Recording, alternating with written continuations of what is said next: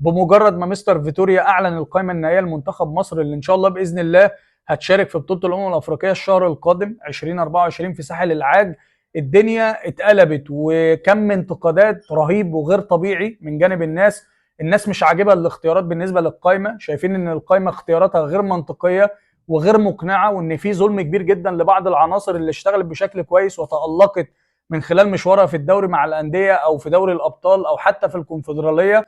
وانا بصراحه شخصيا عندي تحفظات كتيره على بعض الاسماء اللي تم ضمها، وعندي علامات تعجب وعلامات استفهام في نفس الوقت على بعض العناصر اللي اشتغلت كويس قوي وما تمش ضمها للمنتخب خلال البطوله او المرحله اللي جايه. لكن في الاول وفي الاخر انا شايف ان المرحله دي مش مرحله انتقادات، يعني النقد مش هيقدم ولا ياخر، ولا هو وقته ولا حتى اوانه. خلاص الراجل استقر وحط القائمه بتاعته وحط الاسماء اللي هتشتغل معاه في البطوله، فواجب عليك دلوقتي ان انت تساند وتدعم المنتخب بشكل عام، لان انت في الاول وفي الاخر انت بتدعم بلدك، ما بتدعمش لعيب بعينه او بتدعم مدرب بشخصه.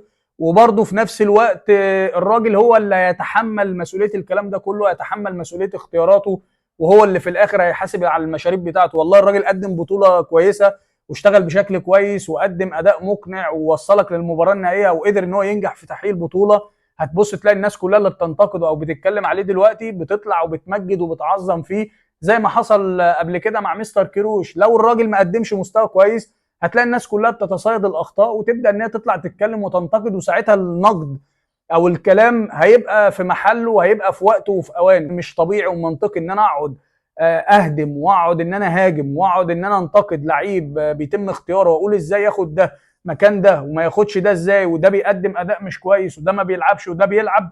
ولما البطوله تبدا ابقى بطالب اللعيب ان هو يكسر الدنيا ويحقق لي البطوله ويعمل احسن مستوى عنده، وانت بتهمده قبل ما البطوله تبتدي. في الاول وفي الاخر كلنا عندنا وجهات نظر مختلفه عن بعضينا، كل واحد بيتكلم من خلال الرؤيه المحدوده بتاعته. انما الراجل موجود مع المنتخب بقاله سنه ونص بيقدم مستوى كويس، الراجل متصدر مجموعته في تصفيات كاس الامم، متصدر المجموعه بتاعته في تصفيات كاس العالم، فاذا هو عارف التفاصيل وعارف الاحتياجات بتاعته بشكل كويس جدا. لكن بصراحه ما عجبنيش التصريحات بتاعت فيتوريا من خلال المؤتمر الصحفي، لان انا شايف ان التصريحات كلها متناقضه للي الراجل بيعمله. بمعنى لما اتسال على القائمه بشكل عام والمعيار بالنسبه للاختيارات بتاعته، قال ان انا المعايير والمقاييس والاولويه بالنسبه لي في اختياراتي للعيبه اللي بتلعب ورجليها دايما في الملعب، في ظل ان هو اختار لعيبه بقى لها 3 4 شهور ما بتلعبش.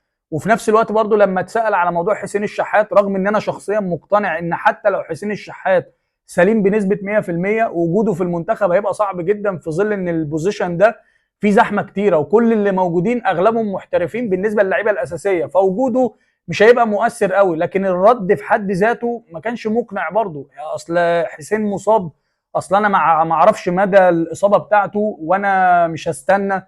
طب ما انت مش هتلعب البطوله الصبح، كان ممكن تستنى يوم زياده وبعد كده تعلن، او على الاقل ابعت اطلب افاده طبيه من النادي الاهلي، اعرف موقف اللاعب، في ظل ان في نفس الوقت برضه انت مختار لعيبه في القائمه مصابه. لما اتسال برضه على ياسر ابراهيم برضه الرد ما كانش مقنع. اصل انا بستهدف نوعيه وتكوين جسماني معين بالنسبه للمدافع، انا بدور على مدافع 190 سم في ظل ان هو عنده حجازي وعنده علي جبر. طب ما انت عندك اسامه جلال ما بتنطبقش عليه المواصفات دي، عندك احمد سامي ما بتنطبقش عليه المواصفات دي، عندك محمد عبد المنعم نفس الكلام، بل بالعكس ياسر ابراهيم قوه جسمانيه اقوى من الثلاثه دول. ومش ده معناه ان انت تاخد ده مكان ده، بس على الاقل قول رد مقنع. يعني كان ممكن اسهل حاجه يا جماعه وجهه نظر فنيه.